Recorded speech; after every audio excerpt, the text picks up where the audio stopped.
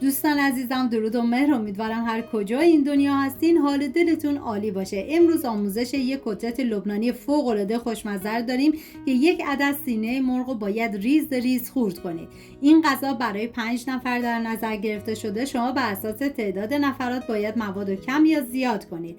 من اندازه ها رو هم در طول ویدیو میگم، هم داخل دیسکریپشن نوشتم. مرغ‌های خورد شده رو میریزم داخل ظرف. این کتلت از اون غذاست که هم خوشمزه است، هم خیال آدم از بابت سلامتیش راحته، حتی جذب روغن هم نداره. یک عدد فلفل دلمه‌ای نیاز داریم که من نصف سبز و نصف قرمز استفاده کردم و ریز ریز خورد میکنم. ببینیم مواد این کتلت هرچه ریزتر باشه بهتره.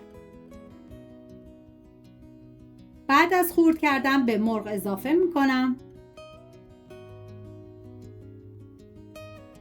و 2 عدد گوجه فرنگی هم ریز ریز خورد میکنم. اگر از کتلت های تکراری خسته شدین بهتون پیشنهاد میکنم که حتما این کتلت مرغ لبنانی رو درست کنین، چون مطمئنم هر کی بخوره عاشقش میشه. گوجه فرنگی ریز شده رو میریزم داخل ظرف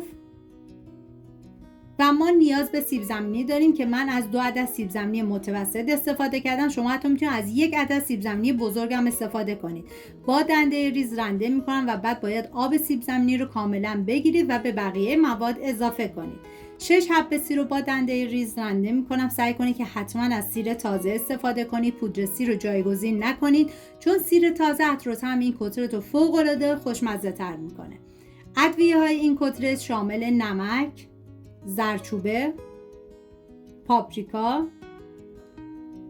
فلفل سیاه و پودر تخم گشنیز هستش که همه ادویه‌ها 1 قاشق چایخوری فقط فلفل سیاه، پاپریکا 1 قاشق مربا خوری، 2 قاشق آرد بهش اضافه میکنم و 1 عدد تخم مرغ هم میزنم تا همه مواد با هم دیگه مخلوط بشن. ما برای این کتلت خوشمزه نیاز به پیازم داریم که من یادم شد توی این مرحله پیاز رو ریز ریز خورد میکنم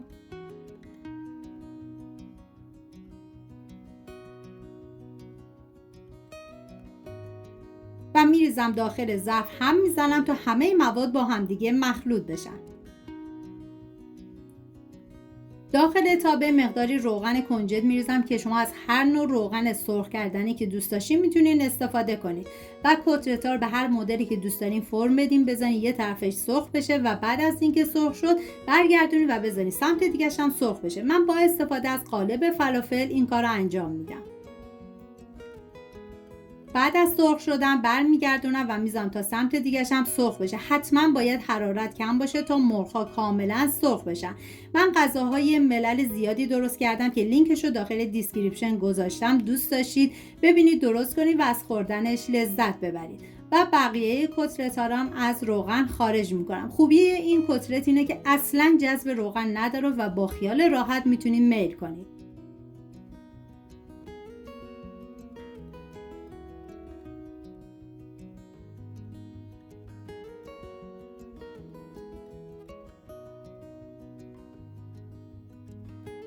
امیدوارم این دستور کتلت لبنانی براتون مفید و دلپذیر بوده باشه. اگه امتحانش کردین خیلی خوشحال میشم نظرتون رو برام بنویسید. سپاس که تا اینجا همراه من بودید. تا ویدیوی بعد مراقب خودتون باشید. با دل خوش و سفره‌های گرم. تا درودی دیگر، بدرود.